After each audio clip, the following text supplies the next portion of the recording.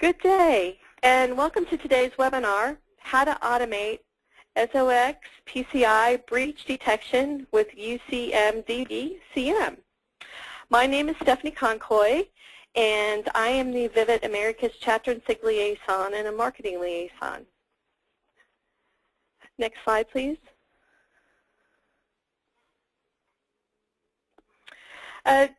Today's webinar is brought to you by the Vivit HP Configuration Management System Special Interest Group led by Evan Hamilton and Patrick Wolf.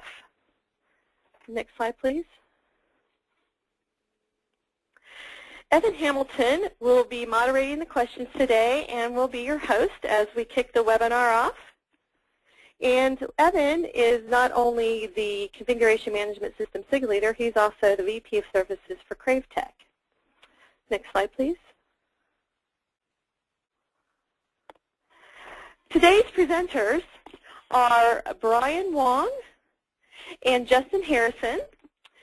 Brian is the practice lead for enterprise security with Configure Consulting, and Justin is a technical consultant with HP ITPS with configuration consulting as well. Next slide, please.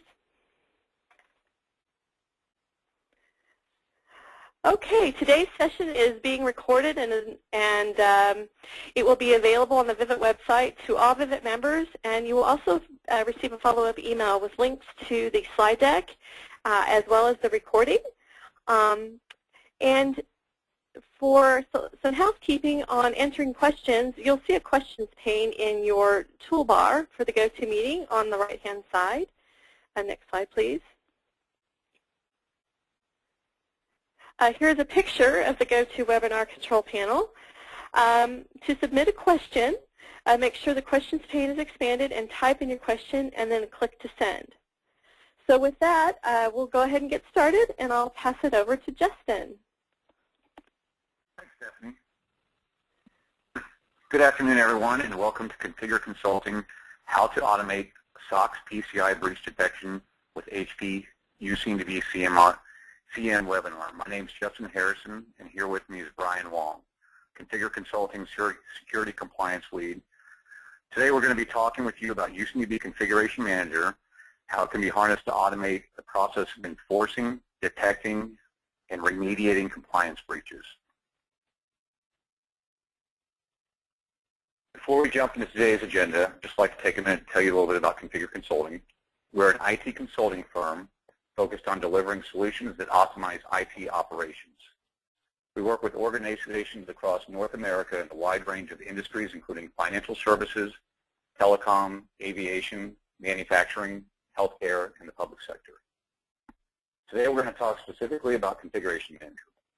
We're going to start the conversation by discussing the requirements around compliance management, zooming specifically on SOX and PCI compliances. We'll also be discussing how configuration management can support and meet all those requirements. HP Configuration Manager is a software add-on. It's entitled to most UCMDB users. It has a tremendous interface to keep track of actions upon configuration breaches, policy changes, and unauthorized change detections. Brian will provide you with an overview of what more specifically CM can do and how it's used across a number of industries, and demonstrate some heavy-hitting examples. During his demonstration, Brian will showcase exactly how all kinds of personas and roles in your organization, including application owners, DBAs, internal auditors, and others, can access CM and use it as a means of unlocking the data that is available in UCMDB. We will not be taking the full hour for the presentation, so please, at the end of the presentation, we'll have a Q&A session. So I encourage you to, again, post any questions that you may have in the question manager on the webinar screen.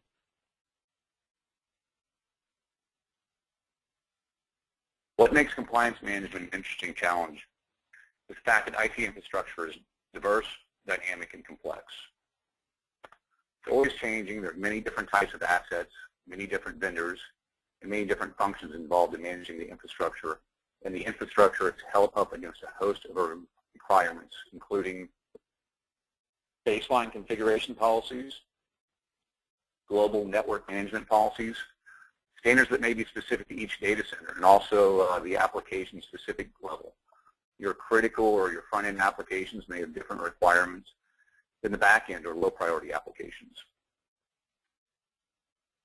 Also, requirements around high availability, geographic redundancy, and, of course, security and compliance.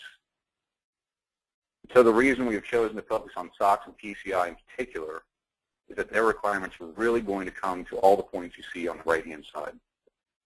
So this discussion will be talking about SOX and PCI.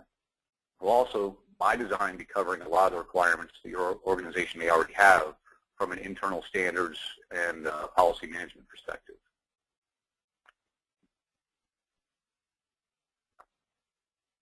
So today's discussion will be focused on how Configuration Manager can be used to address the compliance challenges mentioned on the previous screen, and also, very importantly, support in extracting additional value from your existing UCMDB.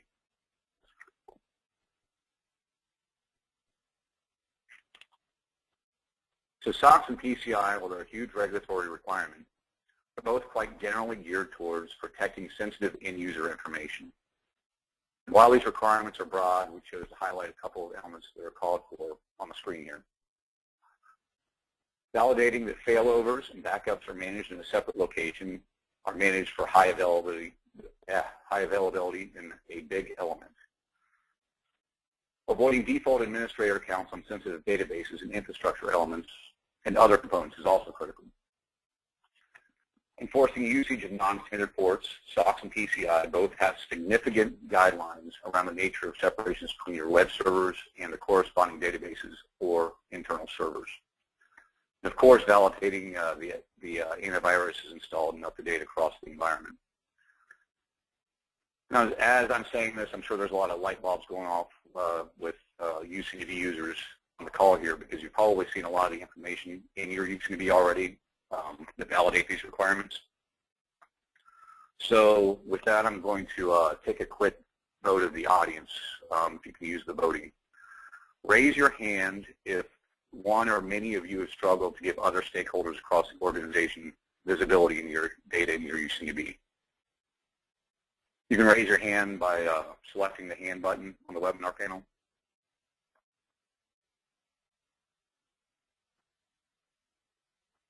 Yeah, just watching. Justin, I've launched a poll.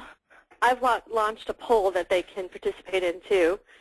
They just have to vote, and the votes are coming in, and we can share the results. And Evan, you'll want to. You can just won't be able to see the results if you would like to read those, Evan. And I think they're still coming in. Let's see. Okay, I'm going to close it and show the results. All right, Evan, did you want to share the results? Did we lose Evan? Yeah, I see them on my screen. You can see it really speaks to what we've seen working with all kinds of organizations across the continent. Right, so 88% said yes.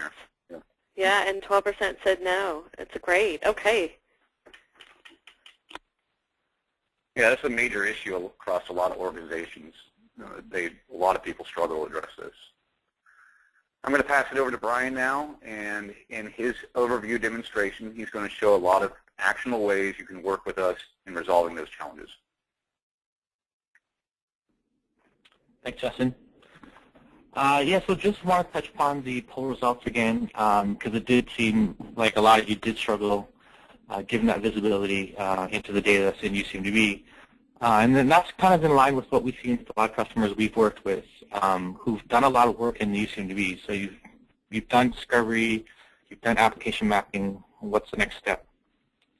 And a lot of the information that's captured in the UCMDB is pretty valuable to people outside of configuration management. So you want to be able to give that visibility to the teams that are actually managing this data. So today what we want to show you is how you can bring additional value to those existing deployments by leveraging Configuration Manager for compliance management. Before I move on, I also want to highlight that the base functionality of Configuration Manager is a free add-on for existing UCMDB customers. So if you're looking for like an easy way to add value to your deployments, free is always a good way to go. There's going to be some advanced features that require additional licensing, but much of what you're going to see today is going to be available at no additional cost.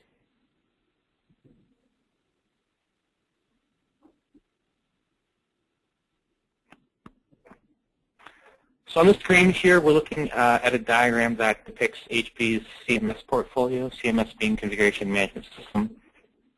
So on the left-hand side, you have discovery and federation that's happening in your IT infrastructure, so either with DDM or UD, Universal Discovery, and that in turn populates UCMDB. And inside UCMDB, that's where you keep track of your change history, where you create your views, your application service models, and also where you keep track of some additional key attributes. But today what we're going to focus in on is the CMS, or the CM configuration manual, and those points that you see on the screen right now, we'll kind of go through that as we go along the presentation and also in the demo. But these three pieces comprise the HP CMS portfolio.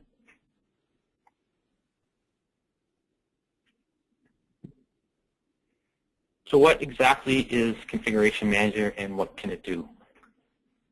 As we mentioned, it's a complementary tool to UCMDB and DDM or UD, and it can't really exist without it. But what CM does is it helps you better understand and manage the data that already exists in your UCMDB. CM allows you to establish standards and policies, even if you're not sure what they are or you aren't enforcing them. And then based upon what you find through CM, you're either able to create a new standard policy or even implement enforced ones that you've already adopted, such as the requirements for SOX or PCI. And the idea here is really just to give you some policy level context to your UCMDB data. The CM tool, it's a very graphical tool, and once we get into the presentation, you'll kind of see that. But much of what you need to configure for it, it's going to be already done if you have a mature UCMDB implementation. So in terms of the usability and learning curve, it's not going to be too steep. And just on this slide, what I wanted to show you here is an example of the policy. So on the left-hand side, you can clearly see that we've created a policy. There's a description of it with the type of policy. And then also on the right-hand side, the policy being applied to could be an application or service. And then you can clearly see the components which are compliant or not compliant. Once we get into the demo portion, I'll actually navigate around the interface so you can get a better feel for how it looks.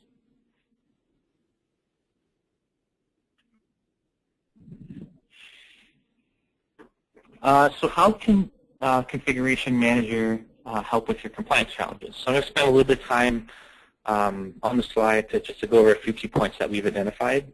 So moving to the first point. So as we saw on the previous slide, by presenting the information in a simplified manner, graphically you're able to see components and quickly identify where the issues are happening. The second point is being able to standardize IT configurations.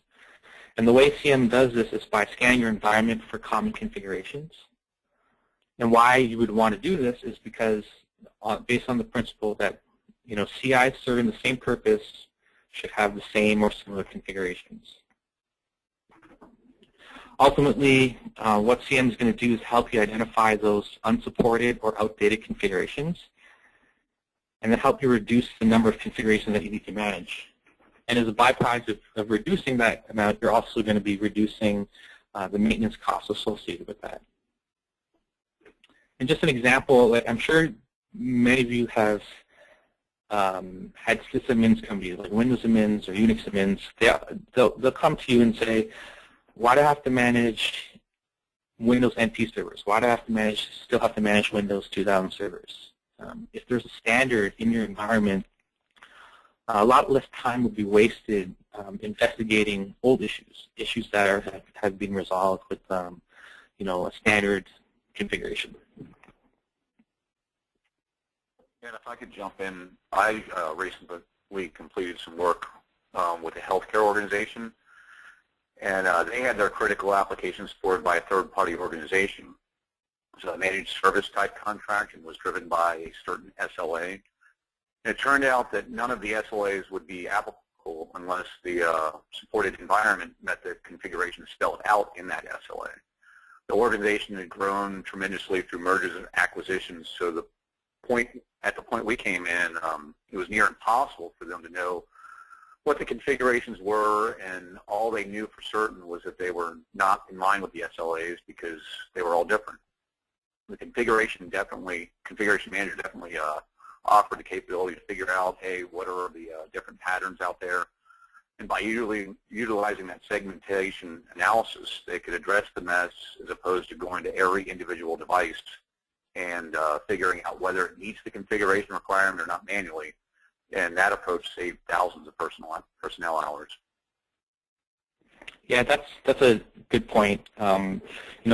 Just looking around at today's environment, mergers and acquisitions are happening all the time. So how can you ensure that configurations that you're going to be adopting through those mergers and acquisitions are going to comply with your standards? So with CM, you basically have this tool now to basically quickly scan the new environments and make sure they're in line with your current standards. So the next point I want to talk about is the ability to create and enforce policies. So in CM, there's basically two types of policies. You have a baseline policy, and you also have a topology policy. When you're creating a baseline for a device or a service, what you're trying to do is ensure that there is an acceptable level of performance for them. And just to give you an example, take for example, if you have a customer-facing application and the services that support it, you want to ensure that at any given time you can support increased demand. So you may have created a baseline for those services that says it has to have certain level of hardware requirements. So how can you manage that? Are you currently managing that? So with CM, you basically have that ability to manage that. And it's going to be especially important as all of our organizations move to more virtual environments where all your admins have the ability to add or remove device, hardware resources much easier. And also over time, what happens is what we call, I guess, configuration drift. And I think that's just pretty much a fact of life for many organizations. So over time, there's slight variations in how you configure servers or devices. But if you create a baseline, you're making sure that critical applications and services are being monitored against that baseline. So the other type of policy I want to talk about today is topology policies. So I think this is one of the cooler features of CM because it basically allows you to enforce a desired topological configuration. And what this means is being able to identify single points of failures, enforce geographic redundancy, and also maintain architecture resiliency by ensuring that there's proper failovers in place. And just to give you an example, what I'm talking about is, let's take, for example, your J2EE application clusters. You may already have a policy that says they have to have at least 3 or more nodes, and they have to exist in 2 or more data center locations. So how are you currently managing that? Do you have the ability to do that? Later on in my demo, I'll actually show how we can enforce that policy with CM. And the last point I want to make on this slide is, so once you are creating those standards and policies and they're being enforced, what's going to happen is you're going to be able to validate that the changes that occur are complying with those your compliance requirements. And then what eventually is going to happen is you're going to promote a culture at your organization where the changes are going to be driven by those standards and policies, and then reduce the amount of time spent investigating non-standard changes.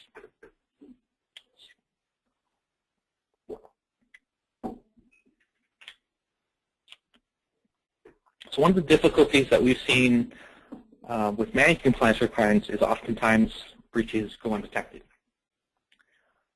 Breaches are going to happen in every organization. It's going to be the ability to detect them quickly and then react on them. That's key. You don't want it to be when it comes down to audit time, you're finding out that you have all these issues. So by leveraging CM, what you're going to be able to do is detect the breaches faster and also be able to send the notifications out to rectify it quicker and then before an audit occurs. Although today's focus is primarily going to be on CM, I also want to bring attention to HP's Operations Orchestration Tool, or OO, that when you integrate with CM, it kind of gives you that automated features that you're looking for in terms of remediation.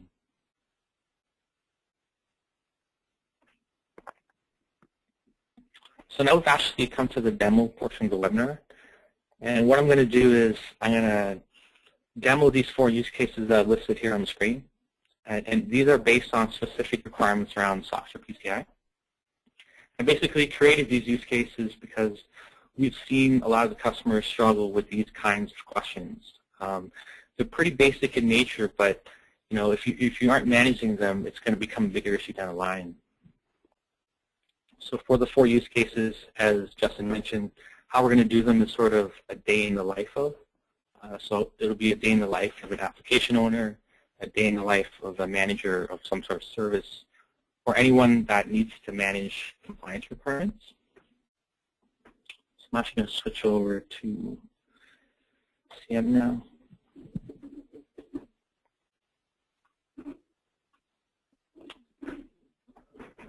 So here, even before I get started, I'll go back to the main page here of CM just to show you. This is the main screen of CM. I'll just go over some of the key areas with you. So on the left-hand side, you have the ability to create and manage the views that you've already created in UCMDB. You're also able to create new policies through a wizard and also be able to manage existing policies that you have. So there's also the ability to create reports, some pre-built reports that are in there to manage some additional compliance requirements.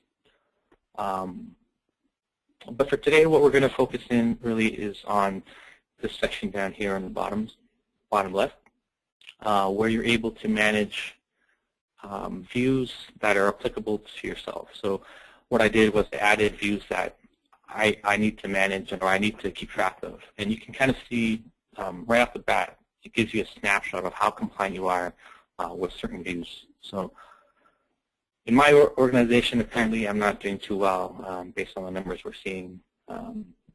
So that's why we're going to show some of these use cases.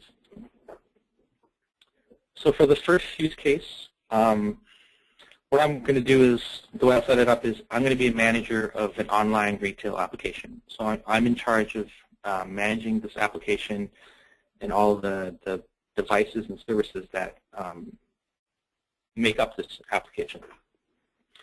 So since this website, it also processes credit card payments, the servers are required to be PCI compliant. So I'm going to take a specific PCI requirement that says all PCI servers must use and regularly update antivirus software. So my team actually created a view. It's this view right here. It's called Payment Processing Antivirus. And what this view does is checks to ensure that antivirus software is installed for all those critical devices. So I'm going to click on it.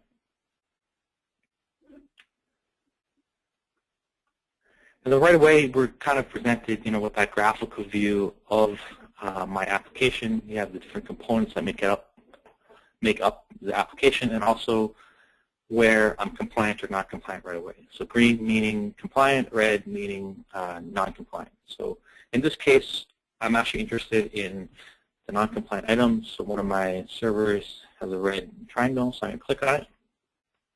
And then down on the left-hand side, you can see, oh, I'm actually in breach of PCI requirement number 5. And the description's over on the right side that says you have to have antivirus software installed. So even just looking at the diagram here, you can see I have 4 servers that make up this application, but only 3 that have antivirus and software installed. So what I did in this case was I actually took it back to the manager who handles antivirus software updates. And then we came to find out that the way servers are configured now is there's a local firewall on them, and it's preventing the automatic install of that. So you can kind of see how we took a simple scenario that probably is pretty common in many organizations and basically shared the information that we have within UCMDB with CM.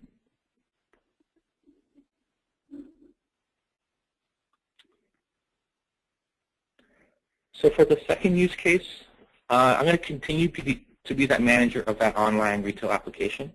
But this time what's happened is I've been sent a report from our internal auditor that says we had guest accounts installed on some of our critical servers.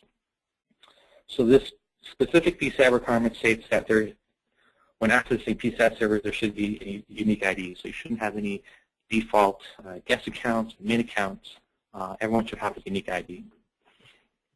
So I'm going to click on the view that's applicable in this case, the payment processing servers users, and once again we get that nice view of what makes up the application and also the components which are compliant or not. In this case, I know there's some non-compliant items, so I'm going to click on one of them. Again, I get the details of the policy, a description of it. I'm looking at the view. You can see there was actually a guest account still discovered on it. So I'm going to take the next step and actually try to start the process of getting this remediated. So what we did was we actually created an automation flow, which I can run if I click on this button here called Run Automation. And this is the other tool I was talking about, OO, Operations Orchestration, where you can kind of create that the ability to automate some of the remediation processes. So in this case, we actually created an email notification that's going to be sent out to those that are managing this, the services, and make sure that they're able to rectify the issue. So I'm just going to run it here. And then also, rather than show you how it's supposed to send it to my email address, but I don't want to show you how messy my inbox is, so I'll actually show you the report that says it was sent out. Yeah, so you can kind of see this is the automation flow that said it was successfully sent.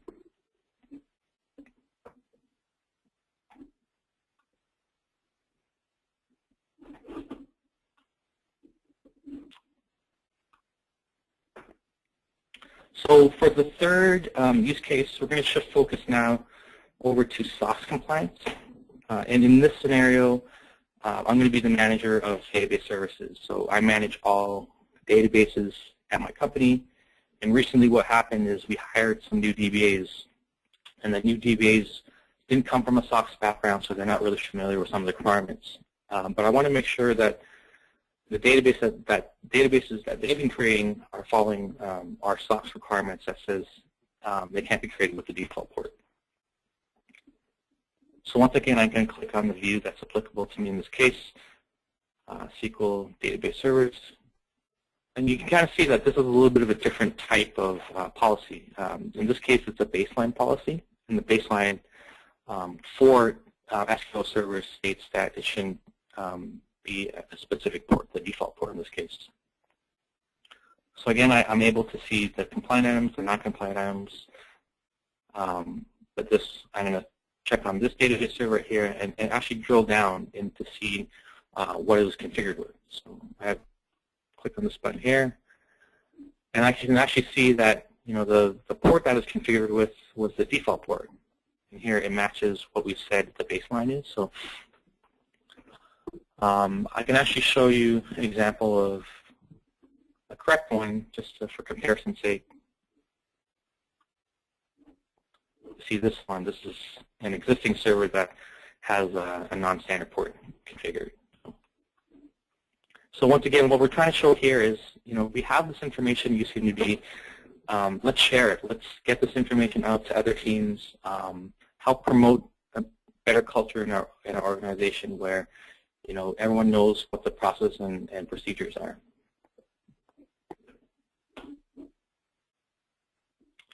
And then the last use case, we're still going to focus on SOX compliance, but now I'm going to be that internal audit. I'm going to be an internal auditor who basically is tasked with periodically checking on critical applications to ensure that there's proper redundancy in place. So this is actually the example which I mentioned previously with our J2EE clusters. So I'm going to click on the view, and I get that nice graphical view of my J2EE services, or the components that make it up. And I can see, compliant, non-compliant items again. I'm just going to click on the first one I see right here. And in this case, there's actually two policies applied to all my J2E services. There's one compliant and one non-compliant. So if I click on the compliant one, I can see, this application has to have three or more nodes. So this is it right here. If I trace it down, I can see 1, 2, and 3 servers. But it's also in breach of another policy, this one that says servers have to exist in 2 more physical locations. So again, if I trace it back, 1, 2, 3, we can actually see that all these servers actually exist only in one location in the Atlanta data center. So what we can do with this information is, maybe there was a valid reason for this. If I take it back to the architecture team, maybe there was a valid reason for only putting that one data center. But we're actually not losing sight of policies that we have in place and making sure that when we do build our infrastructure, that's following the proper procedures.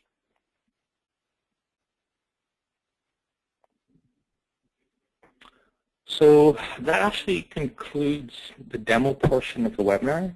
But I just want to highlight how we took some simple scenarios, unassuming scenarios that many organizations could lose sight of. And it could have a bigger impact down the line. When it comes to audits, you have to be following the policies. And sometimes the little ones are the ones that you kind of lose sight of. So I just wanted to show how we did that simply with Configuration Manager. So I'm actually going to switch back to the presentation.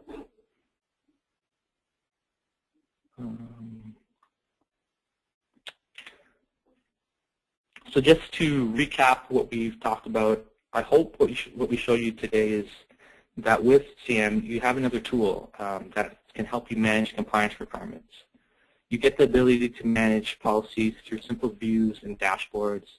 You also get that drill down functionality. You may or may not have a way of managing your policy requirements now, or maybe you do, but there's too many of them, you can't see them simply. So with CM, you get that nice graphical interface. The next point is standardizing and reducing the amount of IT configurations. So being able to understand how many configurations are out there, what kind of configuration you need to manage, and then by doing that process, you're going to be able to eliminate older standards that you don't need to manage. And then lastly, the last point is improve your IT management processes.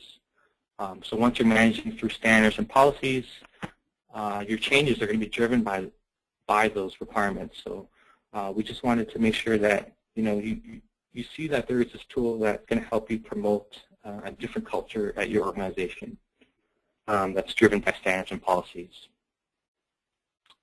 And there's also a nice diagram. I just wanted to put that in there to show how our J2E app is now actually compliant. So I'm actually going to hand it back to Justin now. Thanks, Brian. So this time we're going to open the floor to questions and answers. But before I get into that, I want to note at the bottom of the slide, but I don't see, is it the next slide, Brian? Yes, okay. Yes, yes, sir. That we have just mine and Brian's information here. So if you have any questions, you feel free to contact us. We'll get to your questions here in a minute, but even after the meeting, just don't hesitate to contact us with any questions. We, even if it's a simple question, we're happy to answer them.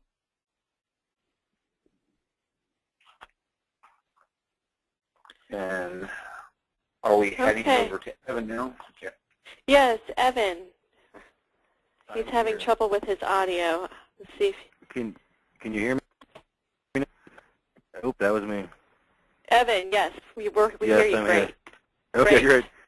The first and only question I see here is from Jake Berman, asking, there are hundreds of PCI compliance audits. Is there pre-created audits available, or how many have you created in this demonstration? So, yeah, it's we don't actually have, there's no pre-built compliance requirements within the tool.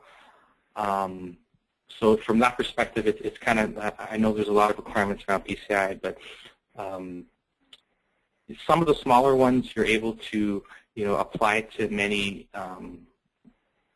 many different services and requirements. It doesn't have to be just PCI. So if you create one policy, a lot of the SOX and PCI requirements are similar in nature in terms of protecting end user requirements. So once you've created one, you can basically apply it to many different areas. But to answer the question, no, there isn't really pre-built ports for SOX or PCI. Does anybody else have any questions?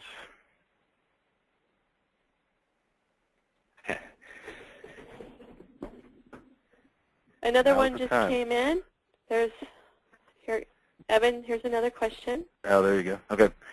From John Brooks, can you tell us the HP products that you have deployed?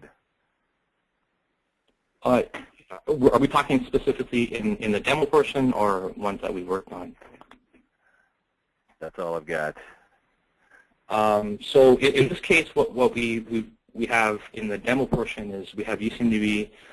We did deploy a probe, but it's not really necessary in this case. It's just taking the data that you have in UCMDB and also OO. So the OO portion is the automating some of the remediation processes. But you also have the ability to create reports in CM that can be automatically sent out as well too. So it can periodically, if you send on a day-to-day basis, it can send once a week. You get those reports that you're able to send out. But also, do you think maybe it was a question for configure consulting is what we deployed, or us individually with configure consulting? In the demo, he followed up with it afterwards. Okay. All right. I didn't see that. Okay.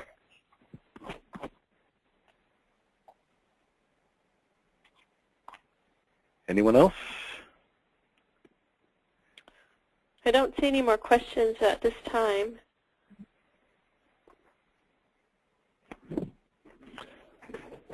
Yeah, so just as Justin mentioned, if there's any follow-on questions that people want to ask about the product or about our demo, our contact information is there. And I think it's going to be posted on the website as well too, right, Stephanie? Yes, it will be, absolutely, yes. So feel free to contact us if something wasn't clear or if it requires more explanation. We're happy to answer any questions afterwards. Well, great. I just wanted to thank Brian and Justin for your presentation today, and thank you, Evan, for the Configuration Management System 6 from Vivit bringing this also, and thank you all for joining us today from wherever you are. Appreciate you coming.